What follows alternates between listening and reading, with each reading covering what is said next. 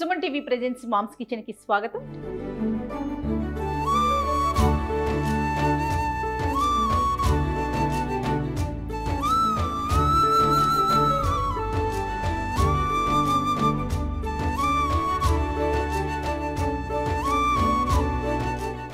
శ్రావణ మాసంలో ప్రతి శుక్రవారానికి సంబంధించి మంచి మంచి నైవేద్యాలు ప్రసాదాలు రమ్మగారు చూపిస్తున్నారు కదా. మరి ఈ రోజు ఏం ప్రసాదం చూపించబోతున్నారో రమ్మగారు? శనగపప్పు పాయసం చేసుకుందాం. శనగపప్పుతో పాయసమా? ఓకే. మామూలుగా పెసరపప్పు గుమ్మడికాయ కలిపి చేసుకున్నాం. పెసరపప్పు ఈ శనగతోటి కూడా చేస్తారు. అప్పుడెప్పుడో ఉడిపి వెళ్ళాను చూడు, మొన్న వెళ్ళింది ఉడిపి కాదు, 5-6 ఏళ్ల క్రితం ఒకసారి ట్రిప్కి వెళ్ళాం. అవును. అప్పుడు ఈ శనగపప్పు పాయసం గుళ్ళు దేవాలయపు భోజనంలో వడ్డించారు. ఉడిపిలో అలా డిఫరెంట్గా ఉంది. ఏమనుకున్నంటే పూర్ణం వడ్డించారని భావించాను నేను, కానీ అది పూర్ణం కాదని అది పాయసం అని పక్కన కూర్చున్న ఒక తెలుగు వచ్చిన కన్నడిగా ఆవిడే నాకు చెప్పారనమాట. సో ఎలా చేస్తారు నీ రెసిపీ ఆవిడని అడిగాను. ఆవిడ సగం కన్నడ సగం తెలుగు 2-3 ఇంగ్లీష్ ముక్కలతోటి కొంచెం చెప్పారు. ఆవిడ 3-4 వెరైటీలు చెప్పారు. 2-3 వెరైటీలు ట్రై చేసి నాకు బాగా నచ్చిన వెరైటీ ఇవాళ ప్రజెంట్ చేస్తాను. తప్పకుండా. అమ్మవారికి కూడా మనం శనగపప్పు ఇష్టం అని చెప్పారు. లక్ష్మీదేవికి శనగపప్పు అంటే ప్రీతి కాబట్టి శనగతోటి చేసే ఏ తీపి పదార్థమైనా, మనం బూరెలు చేసుకుంటాం కదా, ఇలా పాయసం చేసుకోవచ్చు. శనగపప్పుని బాగా శుభ్రంగా కడిగేసి 1-2 గంటలు నానబెట్టేసేయండి. దీంతో పాటుగా 1 కప్పు శనగపప్పు అయితే 2 స్పూన్ల బియ్యం, అంతే బియ్యం 2 స్పూన్లు చాలు. ఈ బియ్యాన్ని కూడా నానబెట్టి పక్కన పెట్టుకుందాం. ఓకే. దీనికి మనకి బెల్లము కొబ్బరి కావాలి, పచ్చి కొబ్బరి, ఇవి 2 పక్కన పెడదాం. ఇప్పుడు ఏం చేద్దాం అంటే నానబెట్టిన శనగపప్పుని 2 విజిల్స్ రానిద్దాం కుక్కర్లో పెట్టి. స్టవ్ వెలిగించేసి పప్పు నానబెట్టేసుకున్నాము.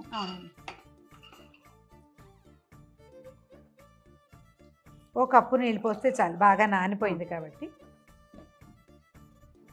దీనికి పాకం హడావిడి ఏం లేదు, పప్పు ఉడకటం మెయిన్. ముందు ఓ 3 విజిల్స్ రానిచ్చి దించేద్దాం పప్పు. 3 కూడా 2 విజిల్స్ చాలు, నానిపోయింది కదా.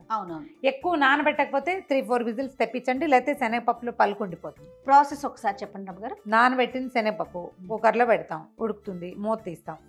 కొబ్బరి బియ్యము, నానబెట్టిన బియ్యము మెత్తగా రుబ్బేసుకుంటాం, మిక్సీ చేసేసుకుంటాం. ఈ శనగపప్పులో నీళ్ళు అవసరమైన కాసిన నీళ్ళు పోసుకుని బెల్లం వేసి, బెల్లము శనగపప్పు కలిపి ఉడుకుతూ ఉండగా మనం ఈ రుబ్బేం కదా కొబ్బరి పాలు, బెల్లం, బియ్యం పాలు అవి పోసేస్తాం. ఇంకా పైన పాలు పోయక్కర్లేదు, కొబ్బరి పాలు అక్కర్లేదు, ఇవి 2 రుబ్బి పోసేస్తాం. బాగా ఈవెన్గా ఉడుకుతుంది. ఈ బియ్యం కూడా ఉండటం వల్ల చిక్కదనం వస్తుంది. ఎందుకంటే శనగపప్పు బిళ్ళలుగా ఉంటుంది, బేడలుగా ఉంటుంది కదా గింజగా, దానికి చిక్కదనం కోసం అండ్ ఏమనాలంటే దాన్ని బైండింగ్ కోసం బియ్యం. అట్లా మనం ఇందులో శనగపప్పుతో పాటుగా సగ్గుబియ్యం వేసుకోవచ్చు, పెసరపప్పు వేసుకోవచ్చు, ఏదైనా వేసుకోవచ్చు. మనం బియ్యము కొబ్బరితో చేస్తున్నాం. అది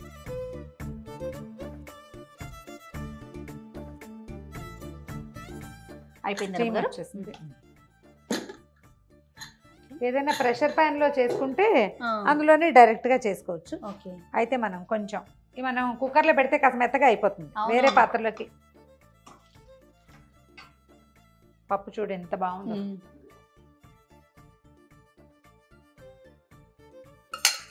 చక్కగా ఉడికింది రమ్మగారు కదా. అంటే ప్రాపర్ గా కుక్ అయిన ఫీల్ తెలుస్తుంది చూడండి. నానింది కదా మంచిగా. స్టవ్ వెలిగించు. ఇప్పుడు ఏం చేద్దామంటే 1 కప్పు శనగపప్పుకి 1.5 కప్పు ఇంచుమించుగా బెల్లం వేసుకోవాలి. బెల్లం వేసేద్దాము. అలాగా కదిపి దీన్ని కొంచెం ఉడకనిద్దాం.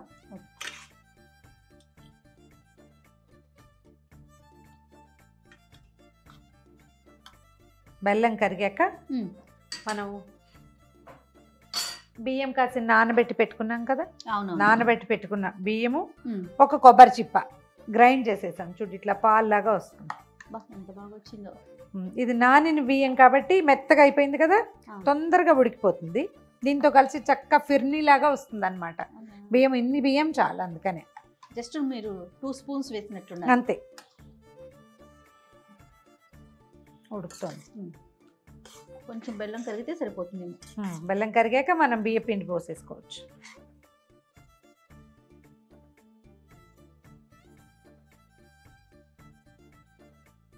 ఇది పెడతారా రమ్మగారు మీరు కూడా నైవేద్యం? పెడతాను. ఇది పెడతాను, పెసరపప్పు పాయసం పెడతాను. చోటికి అయితే ఇప్పుడు మనం బెల్లం వేసాం కదా, ఇంకంత మనం నొక్కితే తప్పిస్తే మెత్తబడదు, ఇలాగే ఉంటుంది. కొంచెం మనం చిక్కగా కావాలి, ఇంకా బాగా ఇది కలిసిపోవాలంటే కొంచెం పప్పు గుత్తితో కుమ్మేసుకోవాలి. ఇలా ఉంటే బాగుంటుంది లుక్. పప్పు ఉంటే చూడటానికి బాగుంటుంది. పెసరపప్పుతో కూడా చేస్తారండి? పెసరపప్పు పాయసం చేస్తారు. Same process? ఇదే ప్రాసెస్. మనం గుమ్మడికాయ పెసరపప్పు కలిపితే బాగుంటుంది. ఆల్రెడీ మనం చేసాం ఒక వీడియో, బాగుంటుంది. అది కూడా పెట్టుకోవచ్చు. బెల్లం కరిగిపోయింది కదా జయ. అవునండి. ఇప్పుడు మన కొబ్బరి పాలు పోసేద్దాం.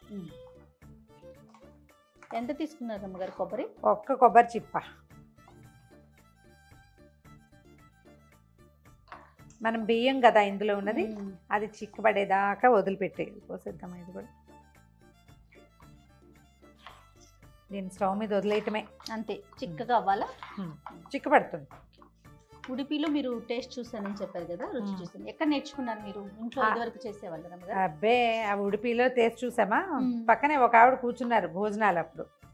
మనకి భగవంతుడు ఒక అవకాశం ఇస్తుంటాడు. ఏదో ట్రిప్కి వెళ్తాం, ఎక్కడికో వెళ్తామా, అక్కడేం దారి తన్ను తెలియదు మనకి, ఏం చూడాలి ఏం చేయాలి తెలియదు.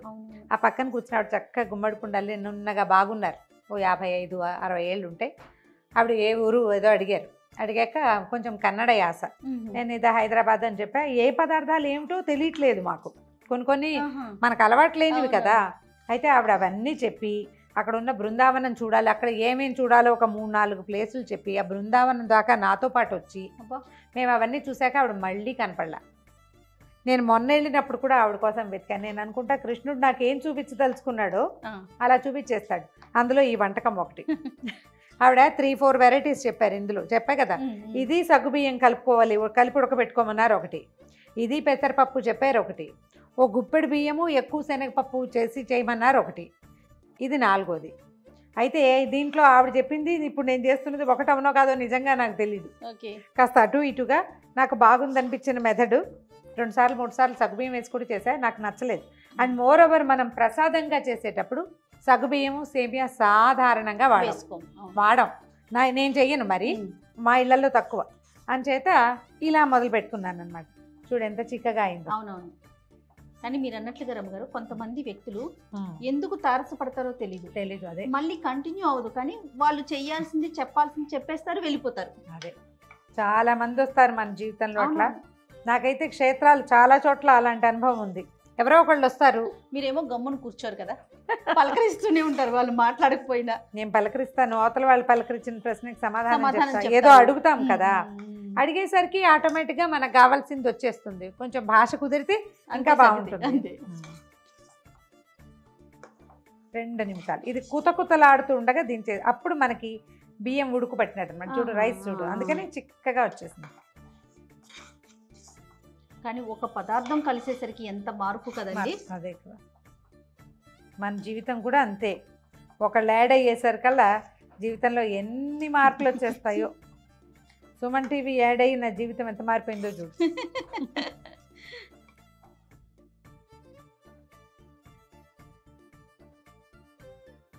నీ పాలు తాలికలు వాటిని గుర్తు చేస్తోంది కదా. అవును రమ్మగారు.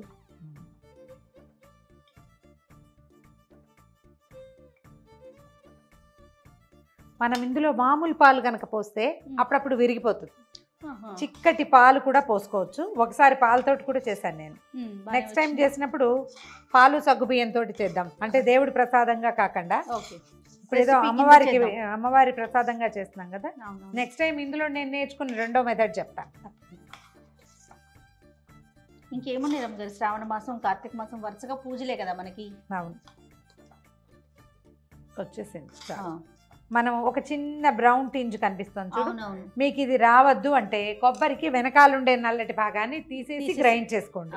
నాకు అభ్యంతరం ఉండదు. నాకు ఇలా ఉంటేనే ఒక న్యాచురల్ లుక్ ఉంటుంది, అలా తెల్లగా ఉంటే నచ్చదనమాట. సరే తీసేద్దాం జయ. కుతకుతలాడుతుంది చూడు. అవునవును, సరిపోతుంది. అంతేనండి. అంతే. దీన్ని స్టవ్ ఆపద్దు కానీ ఏలక పొడి వేసి దీన్ని పక్కన పెట్టేద్దాం. ఓకే, కాలట్లేదండి. లేదు, పట్టుకోగలిగే వేడిగానే ఉంది. తీసేద్దాం, పక్కకు పెడతాం. ఒక చిన్న మూకుడు పెట్టి ఇందులోకి కాస్త తిప్పమంటారా? కలిపి ఏం కాదు. ఏలకపొడి సెటిల్ అయింది పైన, అందుకంటే ఏం లేదు. చక్కగా ఇది ఇంకా చిక్కగా కావాలంటే కొబ్బరి పాలు కొంచెం చిక్కగా తీసుకోవటము సరిపోతుంది. ఇది ఒక గంటకి సెటిల్ అయిపోతుంది. ఇంకొంచెం చిక్కగా అప్పుడు ఇలా స్పూన్ తో తీసుకోవచ్చు అనమాట. చిన్న పలచగా మనం ఎక్కడైనా వేస్తే అది ఇట్లా కరుగుతుంది, కొంచెం జరుగుతుంది తప్ప పరిగెత్తదు. ఇప్పుడు రన్నింగ్ రేస్ లో ఉంది, అంత రన్ చేయదు, కొంచెం బ్రిస్క్ వాక్ మాత్రం చేస్తుంది.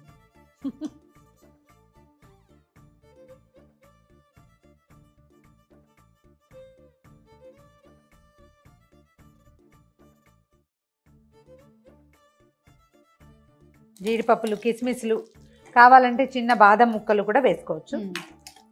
వేయించేసి అందులో పోసేస్తాం.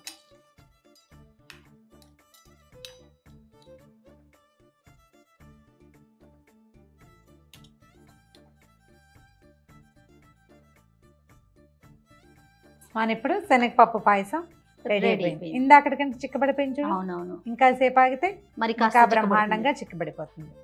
ఇలా ఒక కొత్త పాత్రలో చేసుకుంటే ఇక మళ్ళీ ఇంకో సర్వింగ్ డిష్ లేకుండా ఈ డిష్నే తీసుకెళ్ళి అమ్మవారి దగ్గర కూడా పెట్టేసేయచ్చు.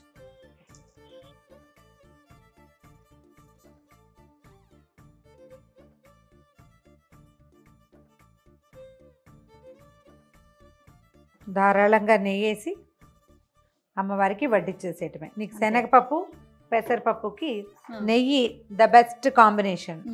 రుచికే కాదు, అవి అరుగుదలకి కూడా చాలా మంచిది. ఇదిగో ఘుమఘుమలాడే కమ్మని శనగపప్పు పాయసం రెడీ. సూపర్. అంటే ఒక్కొక్క వారం ఒక్కొక్కటి పెట్టాలి అనుకునే వాళ్ళు ఏం పెట్టాలి ఒక అనుమానం, ఏం చేయాలని తోచదు రమ్మగారు. అవును, ఇది ఒక రోజు వాడుకోవచ్చు చక్కగా. 5 ప్రసాదాలు చేయదలుచుకున్న వాళ్ళు ఇది 5వ ప్రసాదంగా చేసేసుకోవచ్చు. అంతే. రైట్ రమ్మగారు, థ్యాంక్ యూ సో మచ్. మరొకసారి మీకు శ్రావణ మాసం శుభాకాంక్షలు. సుమన్ టీవీ ప్రేక్షకులందరికీ శ్రావణ మాస శుభాకాంక్షలు.